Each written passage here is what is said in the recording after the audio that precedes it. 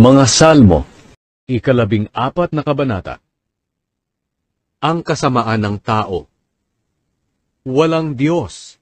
Iyan ang sinasabi ng mga hangal sa kanilang sarili. Masasama sila at kasuklam-suklam ang kanilang mga gawa. Ni isa sa kanila ay walang gumagawa ng mabuti. Mula sa langit tinitingnan ng Panginoon ang lahat ng tao, kung may nakakaunawa ng katotohanan at naghahanap sa Kanya. Ngunit ang lahat ay naligaw ng landas, at pare-parehong nabulok ang pagkatao. Wala kahit isa man ang gumagawa ng mabuti.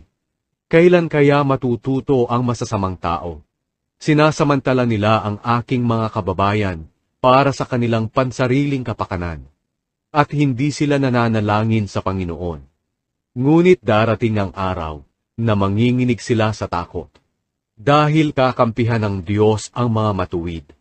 Sinisira ng masasamang tao ang mga plano ng mga dukha, ngunit ang Panginoon ang magiging kanlungan nila. Dumating na sana ang tagapagligtas ng Israel mula sa Zion. Magsasaya ang mga Israelita, ang mga mamamayan ng Panginoon, kapag naibalik na niya ang kanilang kasaganaan.